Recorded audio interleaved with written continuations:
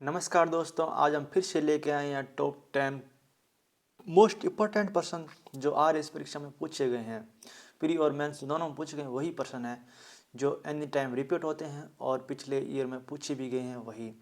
चलो स्टार्ट करते हैं। उससे पहले अगर आपने अभी तक हमारे चैनल को सब्सक्राइब नहीं की तो सब्सक्राइब कर लो और लाइक कमेंट तो करके ही बता ही दो यार, क्या ऐसा वीडियो कैसा नहीं है कि मुझे मोटिवेशन मिलता रहे और मैं वीडियो अपलोड करता रहूँ।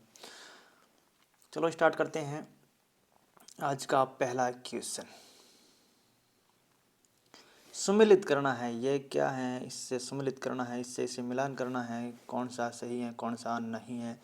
सम्मिलित करना है विरही वृदंग यो एक सूची 1 से सूची 2 को मिलान करना है। सूची 1 से सूची 2 को एकदम मिलान करना है, कौन सा सही है। विरही विरही यह चावल है। विरही क्या है? विरही चावल है। चावल को विरही बोलते हैं। विरही चावल, चावल विरही, विरही चावल, चावल विरही और विरही चावल, विरही और विरही चावल। मृदंग मूंग, मृदंग मूंग, मृदंग मूंग, मूंग मृदंग, मृदंग मूंग, मूंग मृदंग।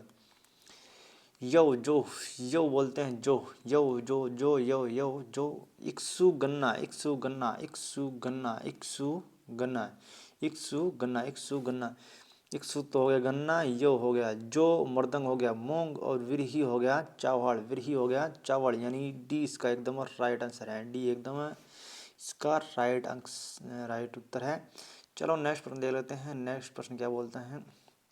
हड़प्पा सभ्यता, हड़प्पा सभ्यता की जो उत्पत्ति के संदर्भ में निम्नलिखित में से कौन सा जोड़ा है जो सही नहीं है? सही नहीं है वो देखना है। इसमें से कौन सा जोड़ा है वो सही नहीं है। EJH में के सुमेर से लोगों का पलायन, ये भी एकदम राइट आंसर है। मार्टिमर व्हीलर पश्चिम एशिया से सभ्यता के विचार का प्रवचन, ये भी सही है। अमलानंद घोष हड़प्पा सभ्यता का उद्भव पूर्व हड़प्पा सभ्यता की प्रवक्ता, ये भी सही है। और MR रफ़ी मुगल हड़प्पा सभ्यता ने मेसोपोटामिया सभ्यता से प्रणाली, यह उसका उत्तर गलत है। यानी 3 सही है, बाकी डी इसका एकदम गलत उत्तर है। तीनों ही है, ये तीनों ही एकदम करेक्ट आंसर है। चलो नेक्स्ट वन देख लेते हैं कि सर्वप्रथम मानव ने निम्नलिखित धातु, कौन से धातु का जो उपयोग किया था सर्वप्रथम? सोना, चांदी, तांबा, लोहा। तांबा एकदम करेक्ट आंसर है।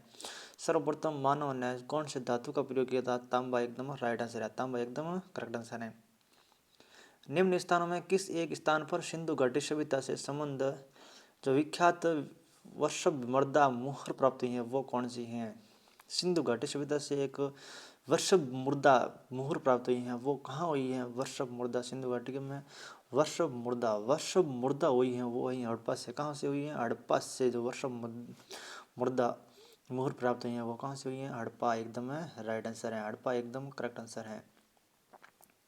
चलो नेक्स्ट प्रश्न देख लेते हैं। 5 नंबर प्रश्न क्या बोल रहे हैं? निम्नलिखित में से कौन सा कथन प्राचीन भारत की श्रेणी व्यवस्था के बारे में असत्य है? असत्य है वो उसके बारे में बताना है। जो श्रेणी व्यापारियों और कारीगरों का संगठन थी, उत्पादित जो वस्तु गुणवत्ता और कीमत संबंधित श्रेणी द्वारा निर्धारित की जाती थी। श्रेणी अपने सदस्यों के आचरण पर नियंत्रण कर रखा करती थी। यह श्रेणी व्यवस्था मात्र उत्तर भारत में प्रचलित थी। इस असत्य कौन सा है वो देखते हैं। असत्य कौन सा है वो देखते हैं। श्रेणी व्यापारी और कारीगरों का संगठन थी, यह एकदम सही है। श्रेणी व्यापारियों और कारीगरों का संगठन थी, यह भी तो सही है, तो सही है। उत्पादित वस्तुओं की गुणवत्ता और कीमत संबंधित श्रेणी द्वारा निर्धारित की जाती थी, यह भी सही है। श्रेणी अपने सदस्यों के आचरण पर भी नियंत्रण रखा करती थी, यह भी सही है। श्रेणी व्यवस्था मात्र उत्तर भारत में चली थी, यह गलत है। यह एकदम गलत है। यानी इसका सही उत्तर है 4 नंबर जो असत्य है। नेक्स्ट प्रश्न देख लेते हैं। सत्यकाम जाबाली की कथा। सत्यकाम जाबाली की कथा जो अनब्याही माँ के लाछन को चुनौती देती है उल्लेखित है। छांदोग्य उपनिषद, जाबाल उपनिषद, कंठोपनिषद या उपनिषद। इसका सही उत्तर है छांदोग्य उपनिषद। सत्यकाम जाबाल की कथा जो अनब्याही माँ होने के लाछन को चुनौती देती है वो है छांदोग्य उपनिषद। जाबाल की कथा, जाबाल ना होने पर जाबाली जो उपनिषद तो मत ही करना आप, छांदोग्य उपनिषद करना। ये छांदोग्य उपनिषद अनब्याही माँ होने के लाछन को चुनौती देती है, ये एकदम है छांदोग्य उपनिषद एकदम राइट आंसर है। यानी इसका एकदम करेक्ट आंसर है। निम्न में से कौन सा वेदांग घटक नहीं है? वेदांग का घटक नहीं है, इसमें से देखना है कौन सा वेदांग का घटक नहीं है। शिक्षा, व्याकरण, छंद या अलंकार। शिक्षा, व्याकरण, छंद या फिर अलंकार, इनमें से कौन सा है जो घटक है और कौन सा घटक नहीं है? इनमें से नहीं है वो बताना है, नहीं कौन सा है। अलंकार नहीं है, बाकी शिक्षा है, छंद है, व्याकरण, तीनों ही है। अलंकार इसका नहीं है, यानी सही उत्तर होगा अलंकार, डी इसका राइट आंसर होगा। चलो, प्राचीन भारत में श्रेणी का मुख्य कहलाता था। प्राचीन भारत में श्रेणी का मुख्य कहलाता था अधिपति, जठक या फिर अग्रपति या फिर वणिक। प्राचीन भारत में श्रेणी का मुख्य कहलाता था जठक। प्राचीन भारत में श्रेणी का मुख्य कहलाता था जठक, एकदम राइट उत्तर होगा, जठक सही उत्तर है। आज का लास्ट प्रश्न देख लेते हैं।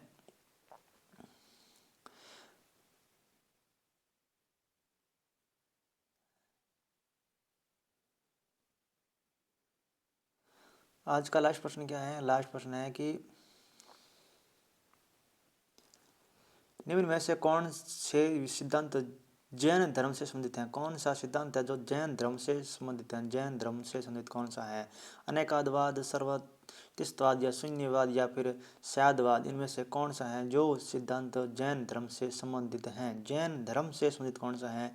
अनेकादवाद भी सही है और स्यादवाद भी सही है, यानी ये इसका राइट आंसर है, अनेकादवाद और स्यादवाद। अनेकादवाद और स्यादवाद जैन धर्म के संबंधित हैं, बाकी नहीं है। थैंक यू दोस्तों, अगर हमारा वीडियो अच्छा लगे तो लाइक कर शेयर करें, और अभी तक हमारे चैनल को सब्सक्राइब नहीं किया तो प्लीज़ सब्सक्राइब भी कर लें और बेल आइकन तो प्रेस करनी ही है। चलो, थैंक यू दोस्तों, बाय बाय।